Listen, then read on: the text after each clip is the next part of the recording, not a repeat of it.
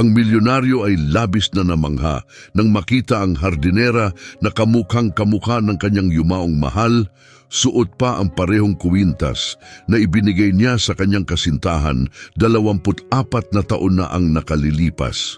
Si Ariel ay laging may kakaibang kinang sa kanyang mga mata kapag pinag-uusapan ng bukid. Lumaki siyang napapalibutan ng mga bulaklak, malawak na parang at mga luntiang hardin na inaalagaan ng kanyang ina at lolo. Subalit, nagbago ang lahat ng ang kanyang lolo na pinahina ng mga taon at sakit ay nangailangan ng tuloy-tuloy na pag-aalaga. Ang kaunting kita ng pamilya ay hindi sapat para sa mga gastusing medikal at pangunahing pangangailangan. Nagpasya si Ariel na oras na para maghanap ng bagong oportunidad sa Metropolis, isang lugar kung saan mas mabilis at masagana ang daloy ng pera. Dumating siya sa lungsod na may dalang maleta na puno ng simpleng damit, isang kuwaderno na puno ng mga tala sa paghahardin at isang pusong puno ng pag-asa. Bagaman pinahahalagahan niya ang kanyang karanasan sa paghahardin, hindi niya alam kung paano agad makakakuha ng trabaho sa isang malawak at walang personalidad na lungsod. Pagkatapos ng ilang araw ng masusing paghahanap at ilang gabing halos walang tulog sa isang murang silid, sa wakas ay nakahanap si Ariel ng isang pagkakataon. Nag-apply siya bilang hardinera sa isang maliit na residential complex. Ang panayam na isinagawa ng mabilis at impormal ni Doña Virginia, isang magiliw na babae na namamahala sa lugar, ay naging desisyon. Nang makita ni Doña Virginia ang sigasig at debosyon ni Ariel sa botanika, kaagad niyang tinanggap ito. Sabay sabing may ngiti, "May kakaiba ka, bata. Sa iyo na ang trabaho." Hindi nagtagal at nagsimula na si Ariel sa trabaho. Bagamat ang mga hardin ng kondominium ay payak, pinagbuti niya ang mga ito sa kanyang personal at pambihirang paraan. Natural na nakikipag-ugnayan ang kanyang mga kamay sa lupa at bawat halaman na kanyang hinahawakan ay tila bumabalik sa buhay na may ningning. Ang mga bulaklak ay lalong lumalalim ang kulay, ang mga puno ay mukhang mas matibay, at ang mga palumpong ay bumubuo ng estetikong mga pattern. Hindi nagtagal bago mapansin ng mga naninirahan sa kompleks ang pagbabago at magsimulang purihin ang bagong hardinera. Kailanman ay hindi pa nakitang ganito kaganda ang mga hardin, ang sabi nila. Sino ba ang dalagang ito na nagbalik buhay sa ating mga halaman? Habang tinatanggap ni Ariel ang mga papuri na may reserbadong ngiti, sa kanyang kalooban ay may malalim siyang kasiyahan. Alam na bawat pagkilala ay isang hakbang pasulong upang makalikom ng kinakailangang pondo para tulungan ang kanyang pamilya. Gayunpaman, ang kanyang determinasyon at ang pangangailangang magbigay para sa kanyang pamilya ay nag-udyok sa kanya na magpatuloy sa pagsusumikap at pagpapahusay ng kanyang mga kasanayan. Isang umaga habang inaalagaan niya ang isang kama ng mga rosas, nakatanggap siya ng isang sorpresang bisita. Lumapit si Doña Virginia, dala ang isang sobre. Ariel, mahal, ito ay isang espesyal na imbitasyon. Narinig ni G. Alan Garcia, ang may-ari ng malaking mansyon sa Burol, ang tungkol sa iyong mga kasanayan at nais niyang ikaw ang mga siwa sa kanyang mga hardin. Sinabi sa akin na napakaganda ng sahod. Ang puso ni Ariel ay tumibok ng mabilis. Kilala niya si Alan Garcia, isang tao na tanyag sa kanyang yaman at sa pagiging reserbado. Ito ang oportunidad na matagal na niyang hinihintay, ang pagkakataong makakuha ng mga kinakailangang mapagkukunan para masiguro ang seguridad at kagalingan ng kanyang lolo. Tinanggap niya ang alok ng may pasasalamat at katatagan, handa sa bagong hamong inihaharap ng mansyon ni Alan Garcia. Dumating si Ariel sa malawak na residensya ni Alan Garcia na may halong kaba at pananabik. Ang karingalan ng lugar ay hindi maitatanggi. Ang mga portal na gawa sa bakal ay nagbubukas patungo sa isang mahabang daan na napapaligiran ng sinaunang mga puno na nagtuturo patungo sa pangunahing pasukan. Ang mansyon nakahanga-hanga sa mga pader nitong bato at mataas na mga bintanang may mabibigat na kurtinang tersyopelo ay nagpapahiwatig ng isang aura ng kagandahan at solemnidad. Sinalubong siya ng isang empleyado na agad ipinakita ang pagkakaiba ng kapaligirang iyon sa mas payak na mga lugar kung saan siya dati nagtrabaho. Ipinaalam sa kanya ni Imelda, ang ama ng tahanan, na isang babaeng seryoso ngunit mabait ang tingin. Maligayang pagdating, Ariel, bati ni Imelda na may pagtango. Bukas ka magsisimulang magtrabaho, ngunit ngayon ay gagabayan ka namin sa mga hardin at ipapakilala sa iba pang kawani. Habang naglilibot sa malawak na mga hardin ng pag-aari, namangha si Ariel sa ganda at potensyal ng mga espasyong berde. Maliwanag na ito'y bahagyang napabayaan, ngunit puno ng mga posibilidad na muling sumigla sa tamang pag-aalaga. Sa daan, nakasalubong nila si Danilo, ang punong hardinero, isang malaking lalaki may kulay abong buhok at mga kamay na pinatigas ng trabaho. "Kaya ikaw pala ang bagong katulong," sabi niya na may nakakaingganyong ngiti. "Maligayang pagdating. Marami tayong kailangang gawin para maibalik ang ganda ng mga harding ito." Habang sinusuri ni Ariel ang mga lugar na nangangailangan ng higit na atensyon, napansin niya ang usisang usapan ng mga kawani tungkol sa may-ari ng bahay. Si Alan Garcia ay isang misteryosong tao, sabi ni Danilo, na may nag-iisip na ekspresyon, nakatuon sa trabaho at kakaunti ang sinasabi. Hindi siya kailaman nag-asawa o nagkaanak. Sinasabi nilang hindi na siya muling nagmahal pagkatapos ng isang trahedya sa kanyang kabataan. Sa pagpapatuloy ng usapan, idinagdag niya, sa kabila ng kanyang yaman, siya ay medyo nag-iisa. Mas pinipili ang kumpanya ng kanyang mga libro at papel kaysa sa mga sosyal na pagtitipon. Bagaman ang mansyon ay madalas napupuno ng mga kilalang bisita, bihira siyang sumali sa mga pagdiriwang. Lumapit si Diego, isa pang empleyado na may pananagutan sa pagpapanatili, at nagsalita ng pabulong. May mga nagsasabi na may dala siyang malalim na kalungkutan, isang bagay o isang taong mula sa nakaraan na hindi niya magawang iwanan. Ang mga revelasyong ito ay lalong nagpalawak sa kuryosidad ni Ariel. Nagtataka siya kung sino talaga ang lalaking ito at anong mga misteryo ang maaaring itago upang ilarawan siya ng kanyang sariling mga empleyado ng may ganitong enigma. Sa pagtatapos ng araw, si Ariel ay pagod, ngunit puno ng sigla na magsimula. Nakikita niya ang malaking potensyal sa mga hardin na sabik niyang tuklasin, at ang mga kawili-wiling kwento tungkol kay Alan Garcia ay lalo lamang nagpapalakas ng kanyang interes. Nauunawaan niya na ang pagpapasigla muli sa mga harding ito ay hindi lamang kanyang gawain, kundi isang oportunidad din upang magdagdag ng buhay at saya sa isang lugar na balot ng katahimikan at misteryo. Ang unang araw ni Ariel sa mansyon ni Alan Garcia ay nagsimula ng maaga. Dumating siya sa pagbubukang liwayway, desididong gamitin ang kanyang kakayahan sa pinakamataas na antas.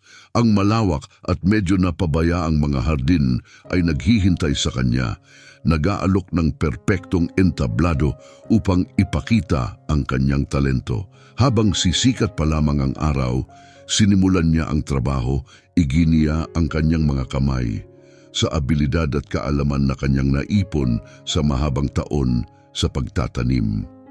Sa bawat araw na lumipas, lalo pang lumalim si Ariel sa kanyang gawain, unti-unting binabago ang kapaligiran ng mansyon. Muling sumigla ang mga halaman sa kanyang pag-aalaga, namukadkad ang mga bulaklak sa matingkad na mga kulay, at ang mga palumpong ay hinugis ng may katumpakan. Hindi nagtagal ay napansin ng mga tauhan ng mansyon ang bilis ng pagbabago na dinala ni Ariel sa hardin. Si Char, ang punong hardinero, ay humanga sa kanya. "Talagang may espesyal kang galing," sabi ni Ariel, isang araw habang sinusuri nila ang isang hilera ng mga rosas na hindi kailanman tumingkad ng ganito. "Hindi pa ako nakakita ng sinuman na makipag-ugnayan sa mga halaman tulad ng ginagawa mo." Kahit si Imelda, ang ama ng tahanan na kilala sa kanyang kaseryosohan, ay napilitang kilalanin ang pagbabago. Ang mga hardin ay nagniningning. Inamin niya, may bahagyang ngiti. Tiyak na malulugod si G. Garcia. Si Alan Garcia, isang taong mahilig sa pribadong pamumuhay at bihirang makita ng mga empleyado, ay madalas na abala sa kanyang opisina o nasa mga biyahe ng negosyo. Gayunpaman, ang mga pagbabagong naganap sa hardin ay hindi nakaligtas sa kanyang pansin. Isang hapon, pagkatapos ng pagbabalik mula sa isang biyahe, nagpasya siyang maglakad-lakad sa mga hardin ng kanyang ari-arian. Habang naglalakad sa mga daang graba, pinagmamasdan niya ang bawat detalye, ang mga bulaklak na nasa kasagsagan ng kanilang ganda, ang mga palumpong na maingat na pinutol, at ang amoy ng mga halaman na pumupuno sa hangin ng matamis at nakakaanyayang pabango. Isang damdamin ng nostalgia ang bumalot sa kanya, pinaalala ang mga lumipas na araw kung saan ang isang maayos na hardin ay may espesyal na kahulugan para sa kanya. Nais niyang personal na ipahayag ang kanyang pasasalamat sa bagong tagapangasiwa ng hardin sa kanyang natatanging gawain. Hinanap ni Alan si Ariel. Natagpuan niya siya sa tabi ng isang fountain, abala sa pag-aalaga ng isang maliit na harding bulaklak. Dahan-dahan siyang lumapit sa kanya, ang kanyang mga hakbang ay halos hindi marinig sa batong daanan. "Ikaw ba si Ariel?" tanong ni Alan sa kanyang mahinang boses na nagambala sa konsentrasyon ni Ariel. Biglang tumayo si Ariel, pinunasan ng kanyang mga kamay na puno ng lupa sa kanyang apron. "Opo sir, paano ko po kayo matutulungan?" Sagot niya na may bahagyang kaba sa presensya ng negosyante. Tinitigan siya ni Alan ng isang sandali at tila huminto ang oras. Ang kanyang mga mata ay tumitig sa mukha ni Ariel at naramdaman niya ang isang kakaibang kilabot sa kanyang katawan. Kamukhang-kamukha niya si Erlinda, ang kanyang nawalang pag-ibig, ang kanyang buhok, mga mata, ngiti. Bawat detalye ni Ariel ay nagpaalala sa kanya sa tanging babae na kanyang minahal. "Paumanhin," bulong ni Alan nalilito. "Nagpapaalala ka sa akin sa isang taong nakilala ko noon." Naguluhan man, pinilit ni Ariel na manatiling kalmado. "Sana'y magagandang alaala ang naalala mo," sabi niya, na naglalayong gumaan ang kapaligiran. Malinaw na naantig, tumango si Alan ng marahan. "Kahanga-hanga ang iyong pagganap dito, Ariel. Hindi pa kailanman tumingkad ng ganito ang mga hardin," nasabi niya sa mas mabait na tono. "Ipagpatuloy mo ang iyong magandang trabaho." Nakangiti ng mahiyain. Nagpasalamat si Ariel. "Salamat, Ginong Garcia, isang pribilehiyo na pangalagaan ang mga hardin na ito." Nakaramdam si Alan ng bahagyang panginginig at umalis. Ang kanyang isip ay nabagabag sa mga alaala ni Erlinda at sa hindi inaasahang pagkakahawig ni Ariel sa kanya. Kailangan niya ng mga sagot, ngunit nauunawaan niyang hindi pa ito ang tamang oras para mag-usisa pa. Samantala, bumalik si Ariel sa kanyang trabaho. Hindi niya alam ang malalim na epekto ng kanyang presensya sa misteryosong may-ari ng mansyon. Ang mga sumunod na araw ay napuno ng tahimik na pagmumuni-muni. Si Alan, na karaniwang tahimik, ay naging mas introspektibo. Si Ariel, sa kabilang banda, ay patuloy na nagtatrabaho. Walang kamalay-malay sa mga komplikadong emosyong kanyang naantig kay Alan. Lumago ang hardin at may iba pang bagay na nagsimulang umusbong sa tahimik na mga sulok ng malawak na residensya. Isang bagong umaga ang sumapit sa mansyon ni Alan Garcia at ang hardin ay kumikinang na mas maganda kaysa dati sa patuloy na pag-aalaga ni Ariel na ang mga bulaklak ay nagpapakita ng sari-saring kulay at bango na nagdadala ng kapaligiran ng muling pagkabuhay at karilagan. Subalit, hindi maialis ni Alan sa kanyang isipan ang imahe ni Ariel. Ang nakababahalang pagkakahawig kay Erlinda ay patuloy na nagpapabagabag sa kanya. Determinadong makipag-usap muli kay Ariel, hindi lamang para purihin ang kanyang natatanging trabaho, kundi pati na rin upang tuklasin ang kakaibang damdaming umiikot sa kanya. Nagtungo si Alan sa lugar kung saan inaalagaan ni Ariel ang mga halaman malapit sa nakakamanghang fountain ng hardin. Naglakad siya ng may determinasyon, bagamat ang kanyang puso ay puno ng pagkabalisa at kuryosidad. Ariel, tawag ni Alan at mabilis na lumingon si Ariel, nagulat sa kanyang hindi inaasahang presensya. Ang iyong trabaho dito ay natatangi, hindi ko pa nakita ang hardin na ganito kaganda. Salamat, Ginoong Garcia, sagot ni Ariel na nag-alok ng isang mahiyain na nangiti. Isang karangalan na mapanatili. Sa puntong iyon, huminto si Alan, ang kanyang mga mata ay nakatutok sa mukha ni Ariel. Napansin niya ang kwintas na may hugis buwan na nakabitin ng maayos sa kanyang leeg na nagdulot sa kanya ng malalim na epekto. Nagpapalaki ng kanyang mga mata at pakiramdam na parabang ang lupa ay nanginginig sa ilalim ng kanyang mga paa. Ang kwintas na iyan, bulalas ni Alan, umatras ng isang hakbang. Ang sulyap sa maliit na anting-anting ay nagpalaya sa isang agos ng mga alaala. Kapareho ito ng ibinigay niya kay Erlinda sa kanyang kaarawan. Ilang taon na ang nakalipas. Si Ariel, na nakaramdam ng biglaang pagbabago sa ekspresyon ni Alan, ay nag-alala. Ginoong Garcia, ayos lang ba kayo? Tanong niya ng may pag-aalala. Sinubukan ni Alang bumawi, bagaman labis siyang nalulula ng emosyon. Naalala mo ako sa isang tao? Pag-amin niya ng may pag-aatubili, sa isang taong nakilala ko matagal na ang nakalipas at ang kwintas na iyan ay kapareho ng isa na nakita ko noon. Nagpakita si Ariel ng pagkalito at kaunting takot. Hindi ko alam ang sasabihin, Ginoong.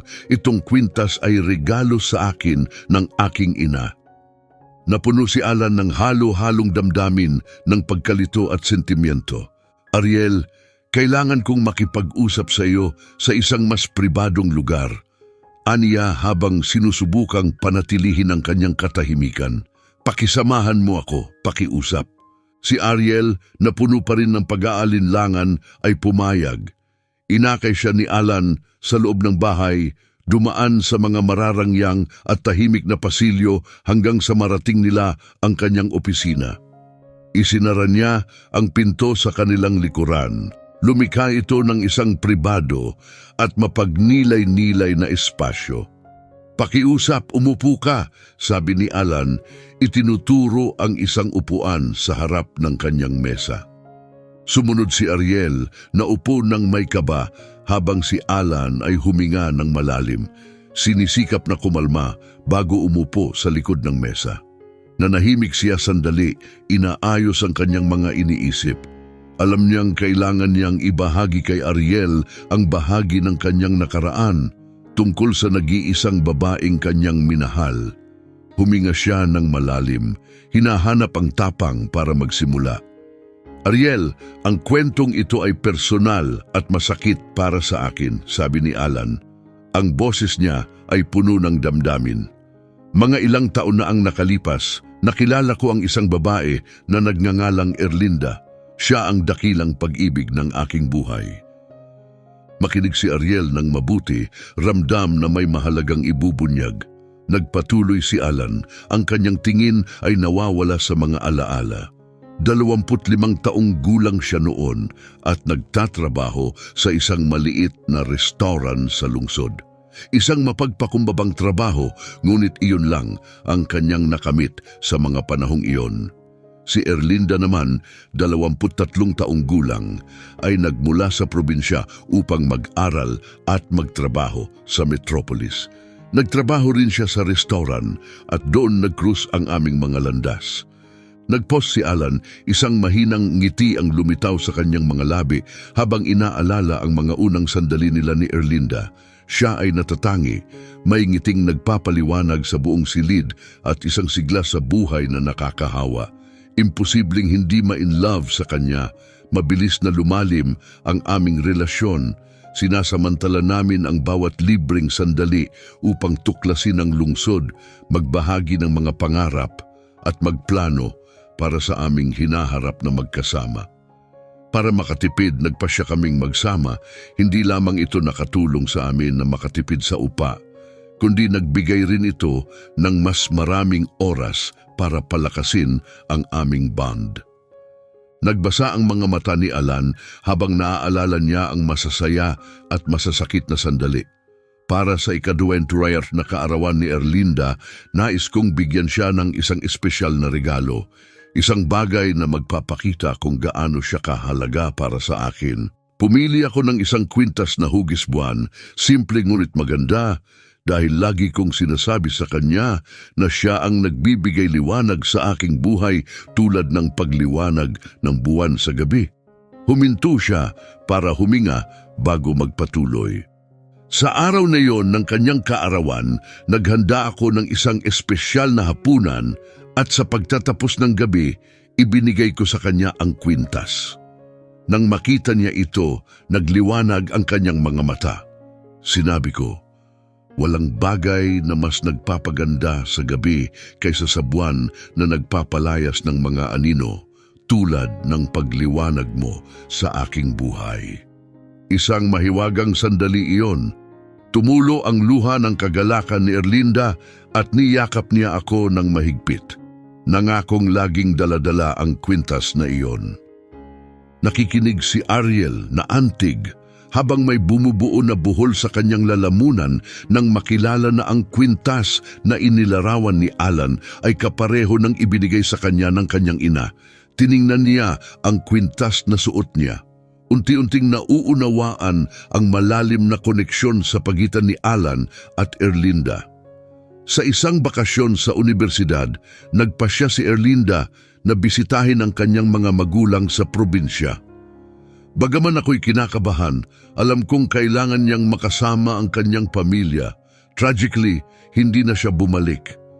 Makalipas ang ilang araw, nakatanggap ako ng tawag mula sa kanyang mga magulang na nagsasabing si Erlinda ay nalunod sa isang sapa sa kanilang ari-arian. Iyon ay isang nakakabigat na dagok na wala ang aking direksyon at hindi na ako naging katulad ng dati. Ang boses ni Alan ay nanginginig habang muling binabalikan ang sakit na dulot ng pagkawala niyang iyon. Hindi na ako nakabalik sa restaurant. Bawat sulok ng lugar na iyon ay nagpapaalala sa akin kay Erlinda. Bawat ngiti ng isang costumer, bawat platong inihahain namin.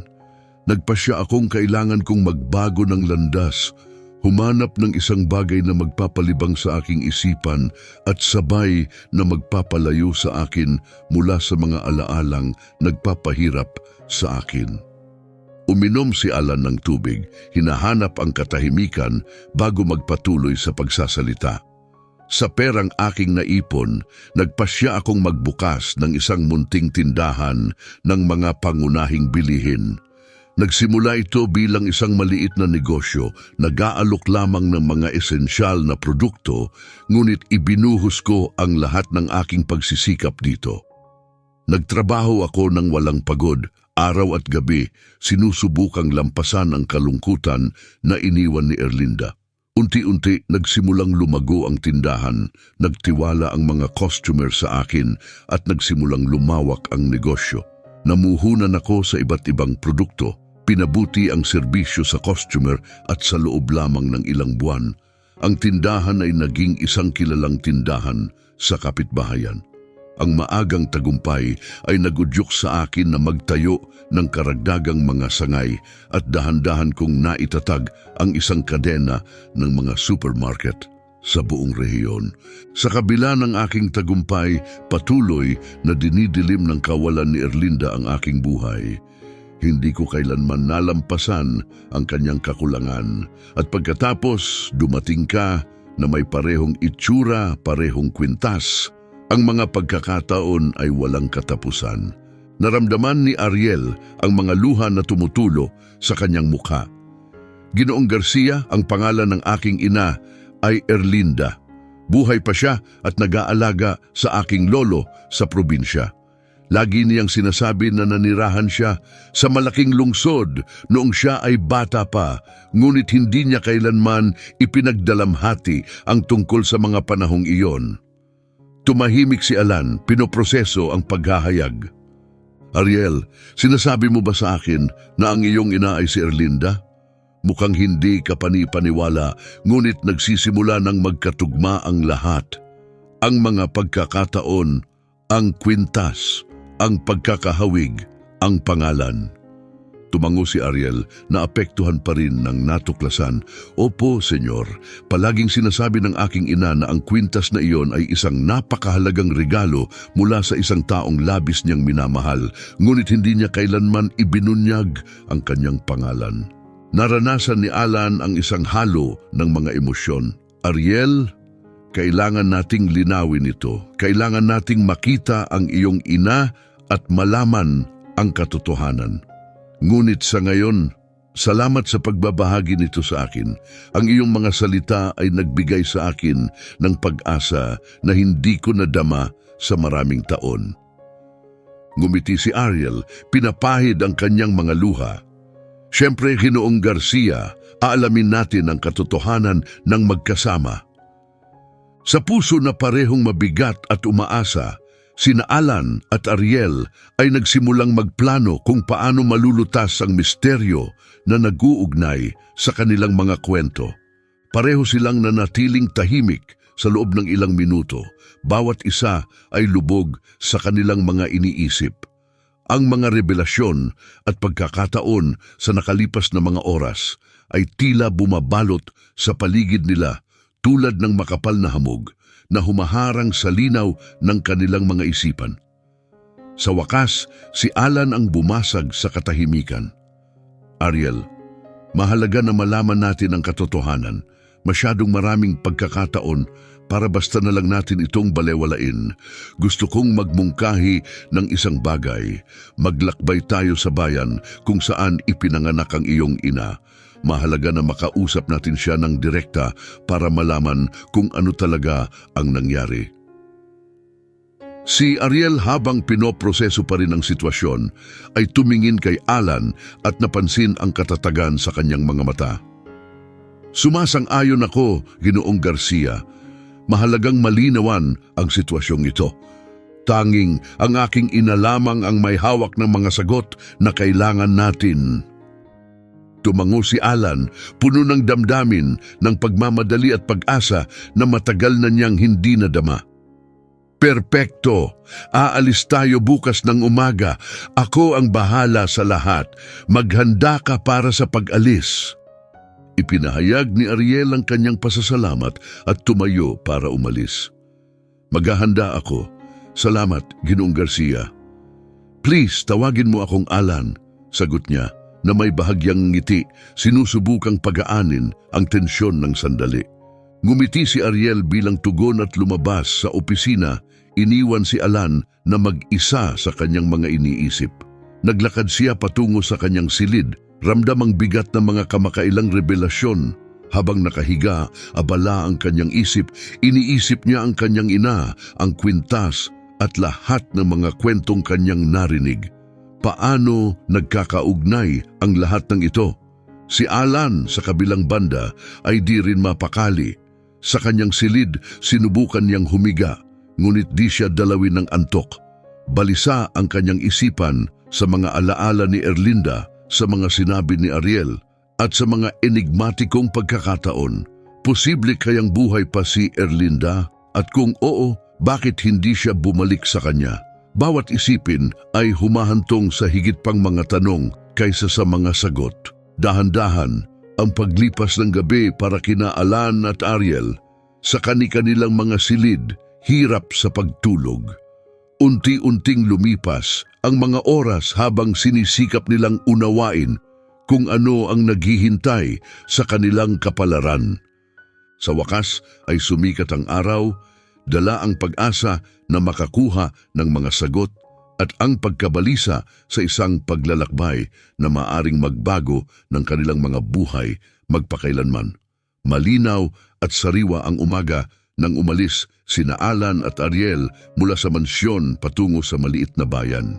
Si Alan ay nagmamaneho ng isang elegante at komportabling kotse habang si Ariel ay pinagmamasdan ang mabilis na nagbabagong tanawin sa bintana. Di nagtagal, ang malaking lungsod ay napalitan ng malawak na kapatagan at berdeng mga burol, isang pamilyar at nakakaaliw na kapaligiran para kay Ariel. Sa kanilang paglalakbay, sinimulang ikwento ni Ariel ang kanyang kabataan sa bukid.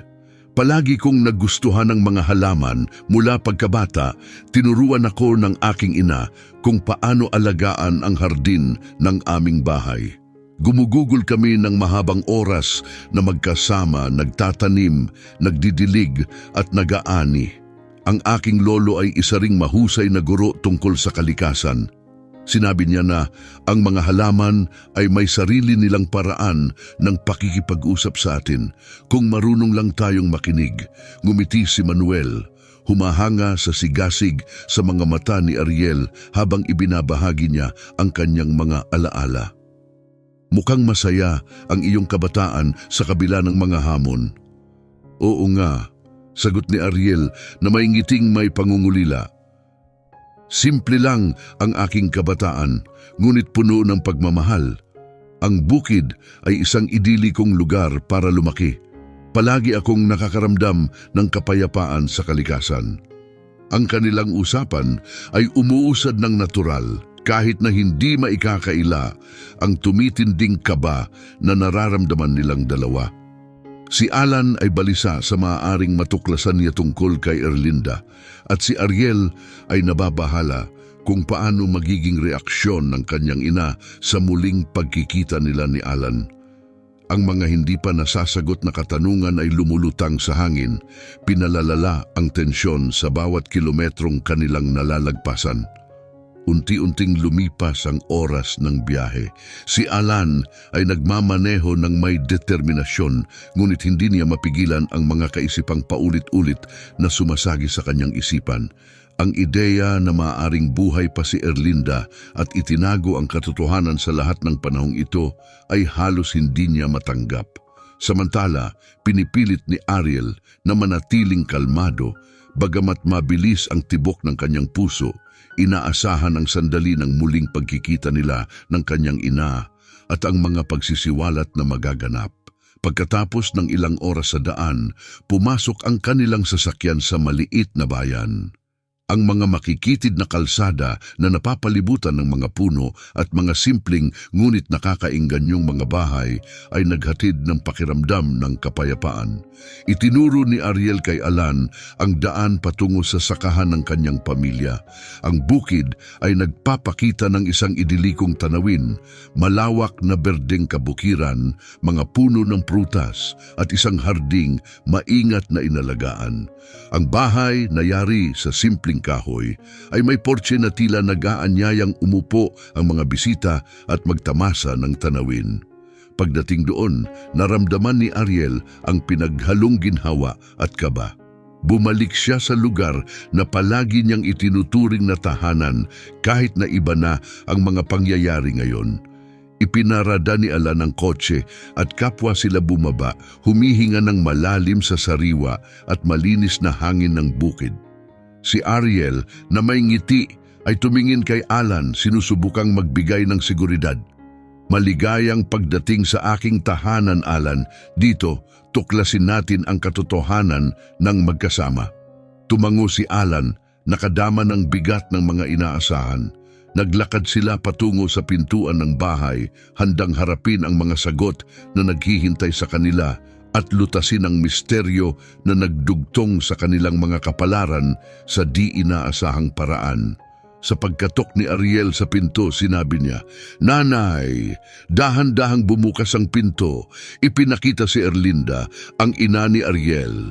Ang paglipas ng mga taon ay mabait sa kanya.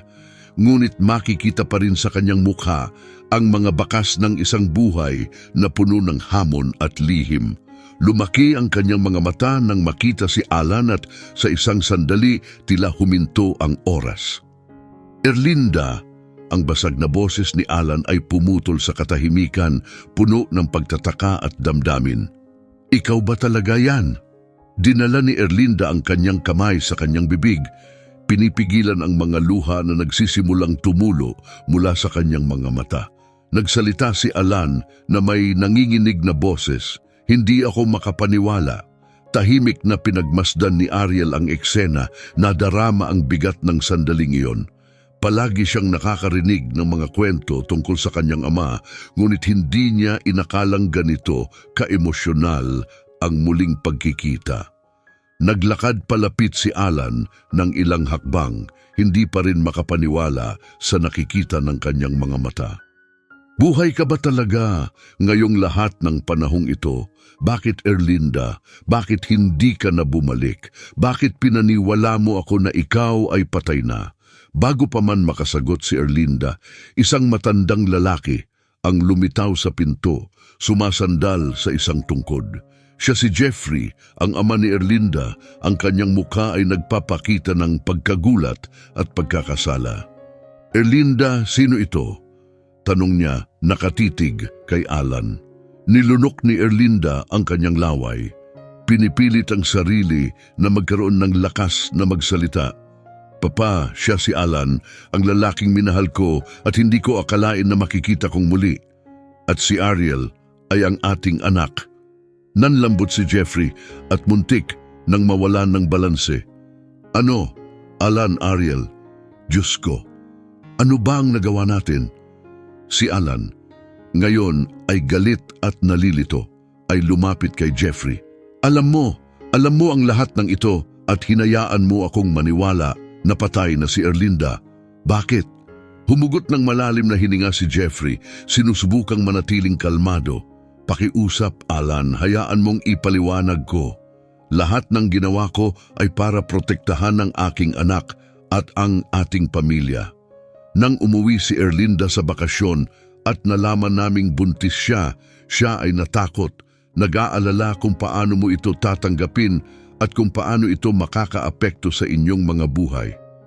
Si Erlinda, habang tumutulo ang luha sa kanyang mga pisngi, ay nagsalita. "Gusto kong bumalik, Alan, ngunit kumbinsido ako ng aking ama na manatili. Sinabi niyang ito ang pinakamabuti, na ito ay magiging mas ligtas para sa akin at sa ating anak.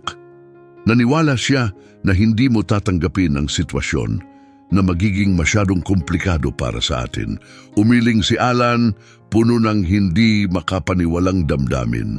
"Alan, naisip namin na iyon ang pinakamahusay para sa lahat. Natakot kami na kung malaman mo ang totoo, maaari itong magdulot ng mas maraming sakit at pagkalito. Masyadong mahina si Erlinda noon at kailangan niyang magpahinga. Hindi niya kayang harapin ang posibleng pagtutol mo o ng iba. Inisip namin na sa paglipas ng panahon, mas madali itong maiintindihan at mapapatawad mo kami."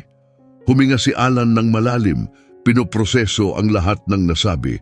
Nakatitig siya kay Jeffrey, hinahanap ang anumang bakas ng pagsisisi o pagmamakaawa sa kanyang mga mata. "Kaya pinalabas ninyo na patay na siya? Hindi ba ninyo naisip kung gaano kasakit iyon para sa akin? Paano ninyo nagawang itago ang katotohanan iyon sa loob ng napakaraming taon?" Si Jeffrey, ngayon ay mukhang napapalibutan ng pagkakasala, ay dahan-dahang umupo sa isa sa mga upuan, tila nauubusan ng lakas.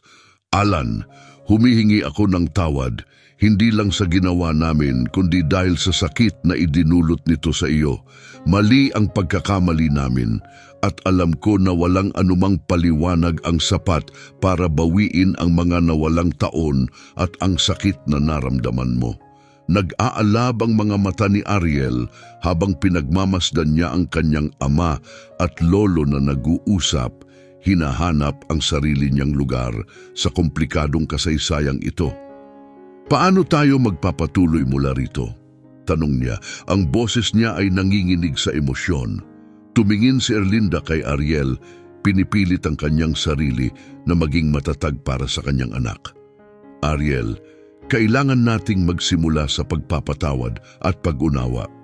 Hindi madali ang daan na ito, ngunit nais kong maging bukas tayo sa isa't isa, magsimula ng panibagong kabanata bilang isang pamilya.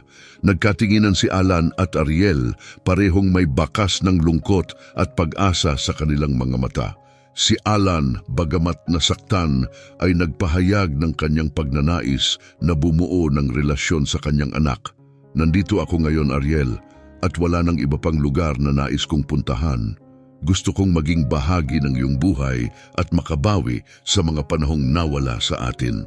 Sa wakas, sa kabila ng mga luhang tumatagas at mga damdaming nasugatan, isang bahagyang ngiti ang sumilay sa mukha ni Ariel.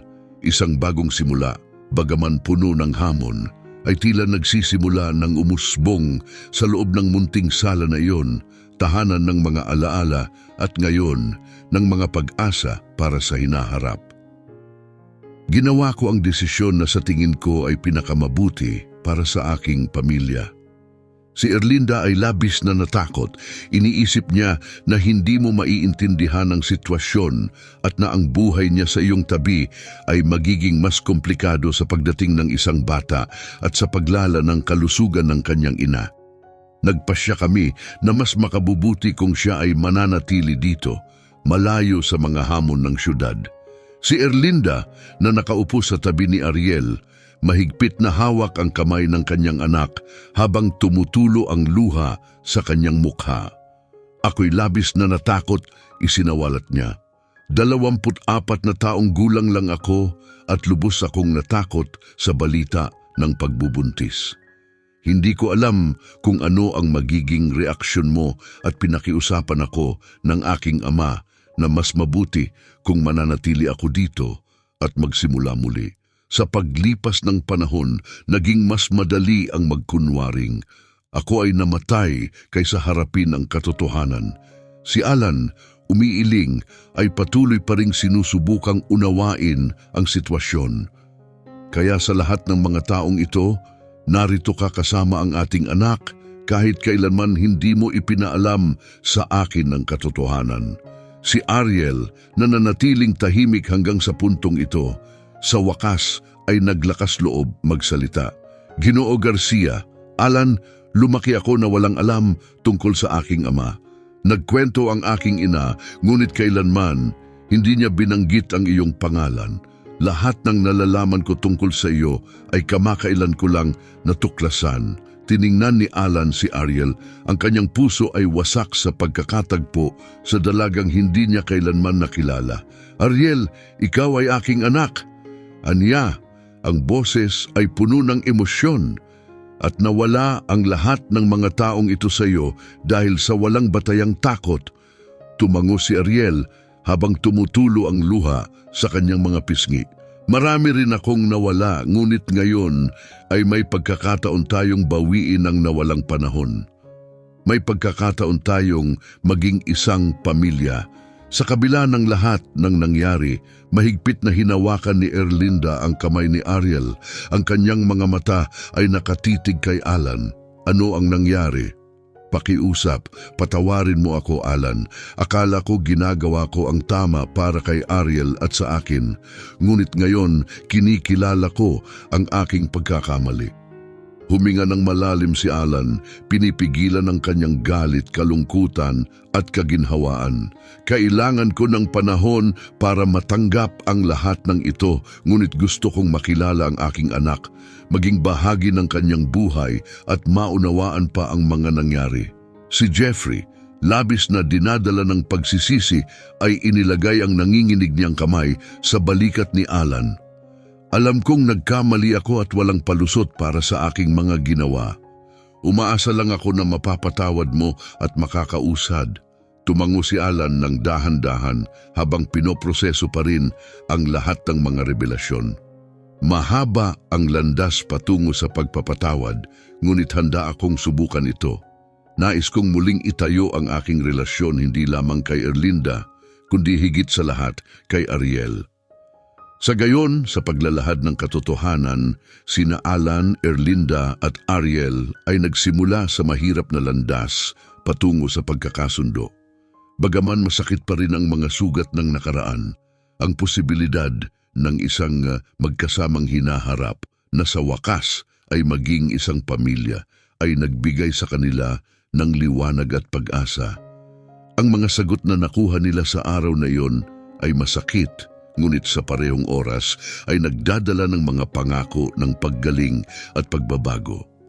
Habang ang hapon ay nagbigay daan sa gabi sa mapagpakumbabang bukid ng pamilya ni Erlinda, isang mapagnilay-nilay na katahimikan ang bumalot sa paligid matapos ang mga damdaming revelasyon ng araw.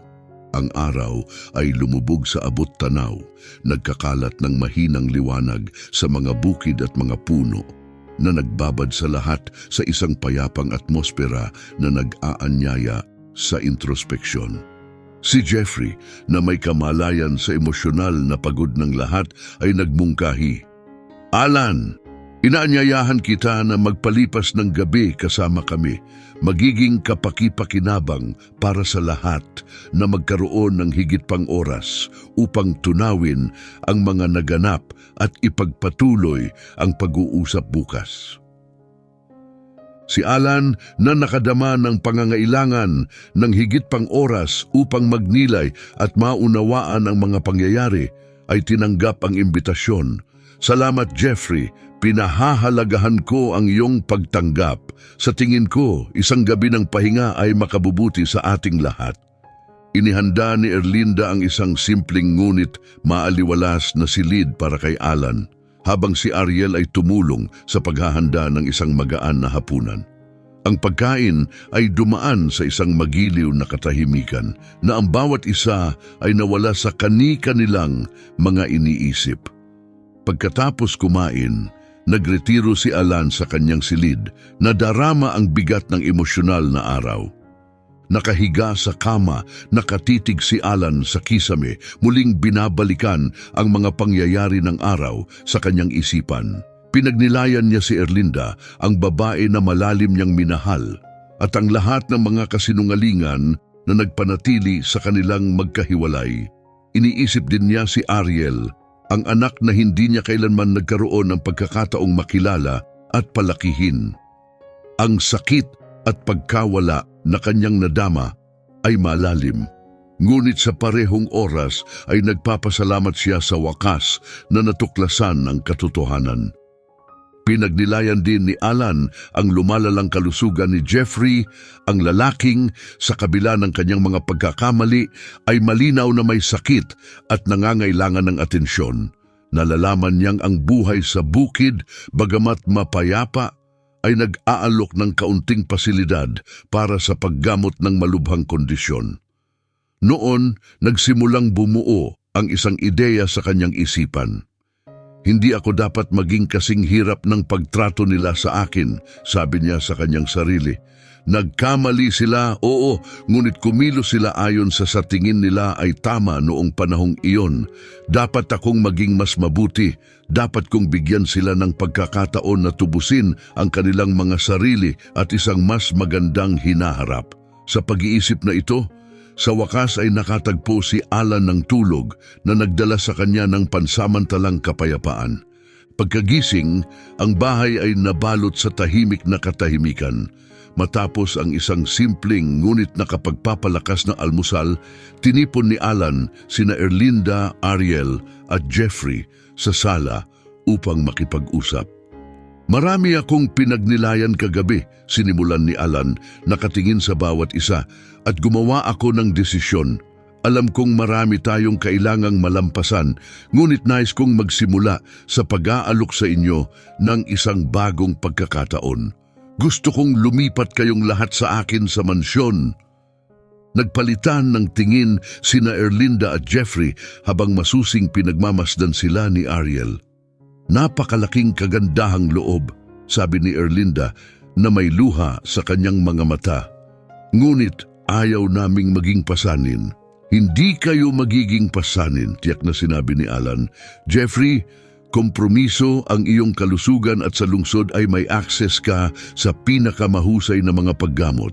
Erlinda, Ariel, pareho kayong magkakaroon ng isang matatag at ligtas na tahanan. At ang pinakamahalaga, magkakaroon tayo ng pagkakataon na magkakilala at muling itayo ang nawala. Jeffrey, na may emosyon ay dahan-dahang tumango. Nagkamali ako ng maraming beses, Alan, at alam kong hindi ko na ito mababago. Pero lubos akong nagpapasalamat sa pagkakataong ito ng pagbabago na ibinibigay mo sa amin. Ngumiti si Ariel na nakaramdam ng ginhawa at kasiyahan. Salamat, Alan, ito'y magiging isang bagong pagkakataon para sa ating lahat. Isang pagkakataong maging isang pamilya. Erlinda, na pinupunasan ng kanyang mga luha, ay hinawakan ang kamay ni Alan. Pinasasalamatan namin ang iyong kabutihan at kakayahang magpatawad. Tinatanggap namin ang iyong alok ng may pasasalamat. Sa ganitong paraan na may bagong layunin at malinaw na daan pasulong, sina Alan, Erlinda, Ariel at Jeffrey ay nagsimulang magplano ng kanilang bagong buhay na magkasama. Ang daan ay magiging puno ng hamon, ngunit may pag-asa na sa kabila ng mga sakit ng nakaraan. Ang hinaharap ay maaaring maging maliwanag at puno ng pagmamahal. Ang paglipat sa mansyon ni Alan ay isinagawa ng mabilis at maayos na nagbigay ng komportableng transportasyon na angkop para sa pagdala kina Erlinda, Jeffrey at Ariel mula sa probinsya patungo sa syudad. Pagdating sa mansyon, ang grandiosidad ng lugar ay lalo pang ikinagulat ng pamilya ni Erlinda.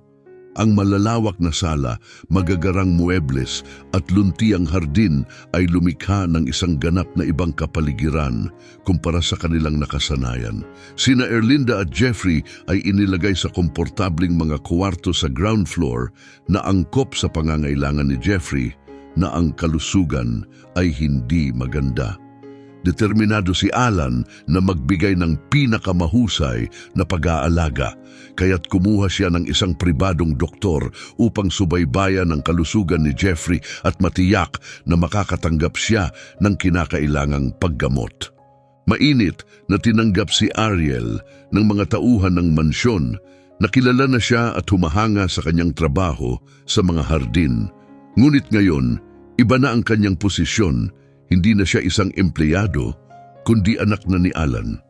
Ang bagong katayuang ito ay nagdala ng halo ng mga responsibilidad at kalayaan na masigasig na niyakap ni Ariel. Ang unang mga araw ay inilaan para sa pag-aakma. Sa kabila ng paunang pagkabigla, unti-unting nakaramdam ng ginhawa si Erlinda sa mansyon. Naglaan siya ng oras sa pag-aalaga kay Jeffrey at pagtulong sa pag-aayos ng bagong rutina ng pamilya. Ang presensya ni Alan ay nagdala ng bagong dinamika sa kanilang relasyon, isang halo ng nostalgia at pag-asa habang pareho nilang sinusubukang muling itayo ang nawalang mga ugnayan. Si Jeffrey, sa kabila ng kanyang mahinang kalusugan, ay nakadama ng ginhawa nang makita na ang kanyang anak at apo ay nasa ligtas at komportabling kapaligiran. Ang medikal na atensyon na kanyang natatanggap sa mansyon ay malayo sa kalidad na natatanggap niya sa probinsya at siya ay nagpapasalamat kay Alan sa kanyang kabutihan. Si Ariel sa kanyang bahagi ay nakatagpo sa mga hardin ng mansyon ng isang kanlungan ng kagalakan at kalayaan. Ngayon walang presyon ng pagiging isang empleyado, siya ay nagtatrabaho sa mga hardin ng may bagong sigla. Ang kanyang mga kamay ay kusang gumagalaw sa pagtatabas, pagtatanim at pag-aalaga ng mga halaman tulad ng dati niyang ginagawa, ngunit may pagkakaiba. Ngayon ginagawa niya ito bilang anak ni Alan, isang integral na bahagi ng pamilya. Pinagmamasdan ni Alan si Ariel habang nagtatrabaho sa mga hardin at nakadama siya ng malaking pagmamalaki. ang makita ang kanyang anak na masaya at lubos na nakikibahagi sa isang bagay na mahal niya ay nagdudulot sa kanya ng kapayapaan na hindi niya nadama sa maraming taon. Habang naglalakad sa mga hardin, nakikipag-usap si Alan kay Ariel tungkol sa kanyang mga halaman at nagbabahagi ng mga kwento mula sa nakaraan. Ang mga hapunang pampamilya ay naging espesyal na sandali ng araw. Nakaupo sila sa mesa, nagbabahagi ng mga kwento, tawa at kahit ilang luha habang pinag-uusapan ang nakaraan at nangangarap para sa hinaharap. Sina Alan at Erlinda, bagamat patuloy na hinaharap ang komplikasyon ng kanilang mga damdamin, ay nakakahanap ng ginhawa sa presensya ng isa't isa. Si Ariel, na nakikitang muling nagkakasundo ang kanyang mga magulang, ay nakaramdam ng higit na kumpleto at umaasa kaysa dati. Ang bagong dinamika ng pamilya ay nagdala ng mga hamon. Ngunit nagbigay din ito ng mga oportunidad para sa paglago at pagbubuklod.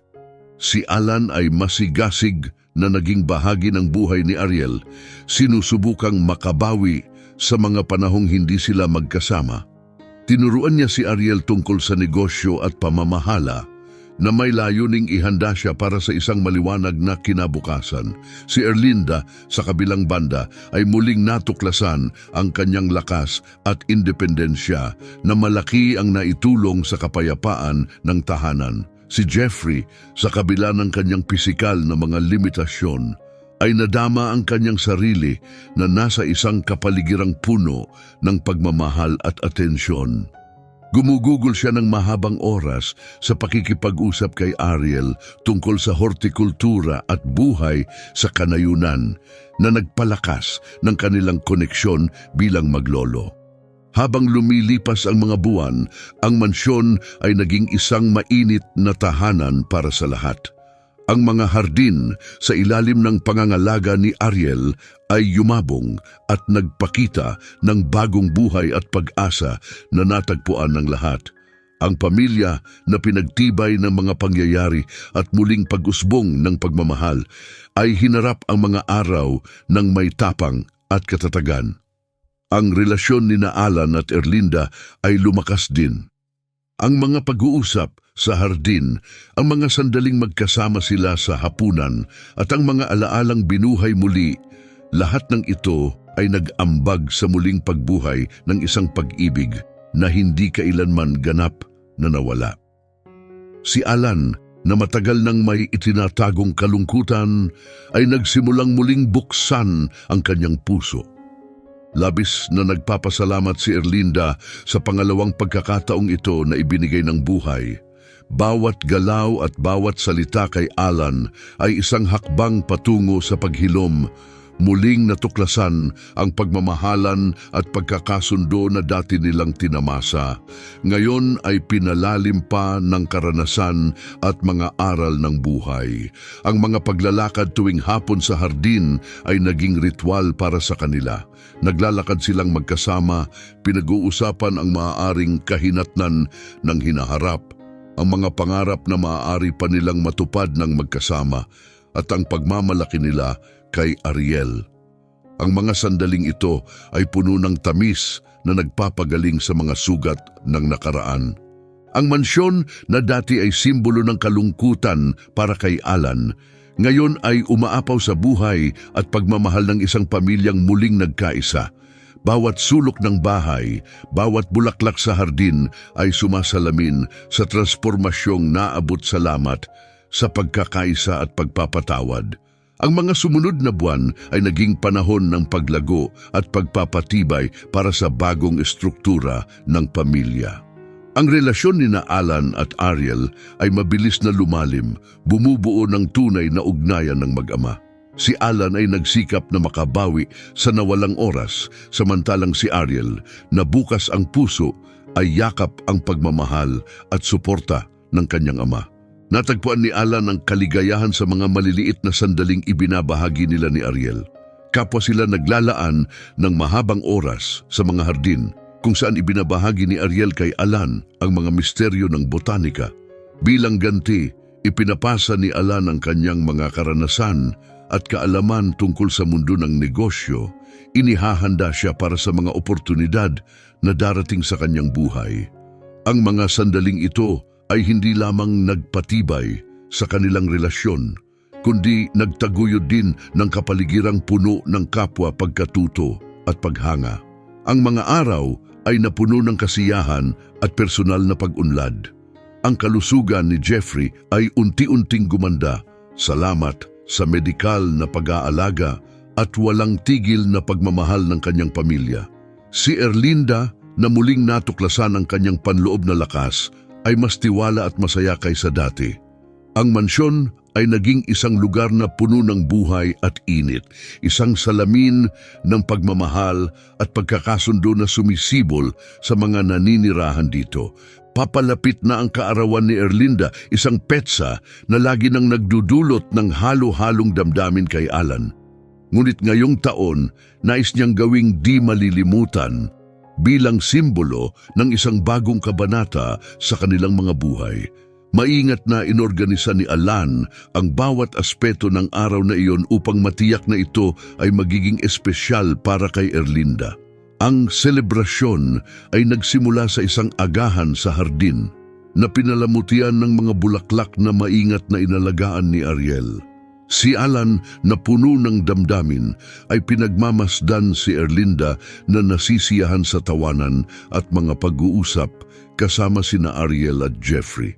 Pagkatapos, inanyayahan ni Ariel si Erlinda na sumunod sa kanya patungo sa isang espesyal na sulok ng hardin na inihanda para sa okasyon. Nagtungo sila sa isang maliit na gazebo na pinalamutian ng sariwang mga bulaklak at malamlam na ilaw. Huminto si Alan, hinawakan ang mga kamay ni Erlinda at tinitigan siya ng may pagmamahal at katatagan sa kanyang mga mata. Erlinda, itong lugar, itong sandaling ito ay para lang sa iyo, sabi ni Alan. Ang kanyang boses ay puno ng emosyon. Sa lahat ng mga taong ito, hindi kita kailanman nakalimutan at ngayon na magkasama na tayong muli, nais kong ibahagi ang natitirang bahagi ng aking buhay sa iyo. Lumuhod si Alan at inilabas mula sa kanyang bulsa ang isang maliit na kahon ng tersyopelo. Pagbukas niya nito, isang eleganteng sing-sing na pinalamutian ng maliliit na hiyas na kumikinang sa ilalim ng araw ang inilantad. Erlinda, tatanggapin mo ba akong pakasalan at bigyan ako ng pagkakataong maging asawa at ama na lagi kong inaasam? Ang mga luha ay dumaloy sa mukha ni Erlinda habang pinagmamasdan si Alan, puno ng kagalakan, sorpresa at malalim na pagmamahal. Oo, Alan, tinatanggap ko ng buong puso ko. Napuno ng palakpakan at tawanan ang hardin nang lumapit sina Ariel at Jeffrey na nanonood mula sa malayo upang yakapin ang magkapareha. Ito ay isang sandali ng dalisay na kaligayahan at katuparan para sa lahat. Ang panukala ay hindi lamang kumakatawan sa muling pag-usbong ng pagmamahal sa pagitan ni Alan at Erlinda, kundi pati na rin ang pangako ng isang hinaharap na magkasama bilang isang pamilya. Ilang buwan ang lumipas, pinagtibay ni Alan at Erlinda ang kanilang pagmamahal sa isang intimate na seremonya na dinaluhan lamang ng mga malalapit na kaibigan at pamilya.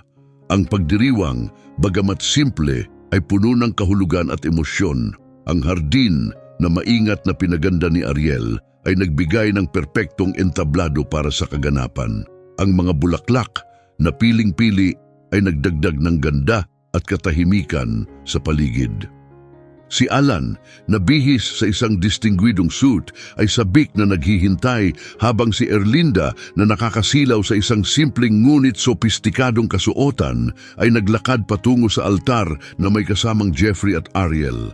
Ang seremonya ay pinangunahan ng malalim at emosyonal na mga panata na nagsemento ng kanilang pangako at pagmamahal sa isa't isa. Ang pagtanggap ay ginanap sa malaking sala ng mansyon at ito ay napuno ng tawanan, musika at pagdiriwang. Ipinagdiwang ng mga kaibigan at pamilya ang pagsasama ng mag-asawa na umiinom para sa muling natagpuang pagmamahal at buhay na kanilang muling binuo.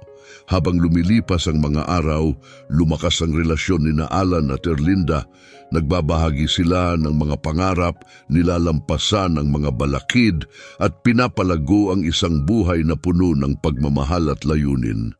Si Ariel, na nakikitang magkasama at masaya ang kanyang mga magulang, ay nakaramdam na siya ay bahagi ng isang bagay na mas malaki, isang pamilya na pinagbuklod ng pagmamahal at pagtitiyaga.